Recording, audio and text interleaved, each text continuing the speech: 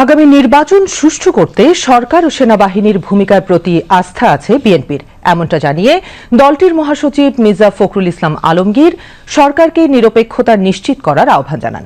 সকালে গুলশানে বিএনপি চেয়ারপারসনের কার্যালয়ে এক সংবাদ সম্মেলনে তিনি এসব কথা বলেন। ফখরুল ইসলাম আলমগীর বলেন, কোন মহলের রাজনৈতিক ফায়দা হাসিলের এজেন্ডা যেন সরকারের কর্মপরিকল্পনার অংশ না হয়। ঐক্যমত্য কমিশনের সমালোচনা করে তিনি বলেন, সুপারিশমালায় ভবিষ্যতে অনির্বাচিত ব্যক্তিদের রাষ্ট্রীয় দায়িত্বে নিয়োগের অযৌক্তিক প্রচেষ্টা আছে। বিএনপি মহাসচিব অভিযোগ করেন, কিছু কিছু সুপারিশের উদ্দেশ্য দুর্বল ও প্রায় অকার্যকর সরকার ব্যবস্থা প্রতিষ্ঠিত করা। অন্তর্বর্তী সরকারকে সর্বোচ্চ নিরপেক্ষতার অবস্থান বজায় রাখতে হবে। কোন মহলকে রাজনৈতিক ফায়দা হাসিলের এজেন্ডা যেন সরকারের কর্মপরিকল্পনার অংশ না হয় সেদিকে সজাগ দৃষ্টি রাখতে হবে।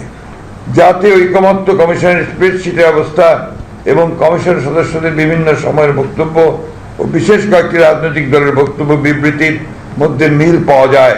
সুপারিশমালাসমূহ পর্যালোচনায় প্রতীয়মান হয় এতে ভবিষ্যতে অনির্বাচিত ব্যক্তিদের রাষ্ট্রীয় দায়িত্বে নিয়োগের অযৌক্তিক প্রচেষ্টা রয়েছে, যা অনভিপ্রেত। যে আইন বিভাগ ও নির্বাহী বিভাগকে যথাসম্ভব আন্ডারমাইন করা এবং ক্ষমতাহীন করার উদ্দেশ্য, যার ফলশ্রুতিতে একটি দুর্বল ও প্রায় অকার্যকর সরকার ব্যবস্থা প্রতিষ্ঠিত হবে।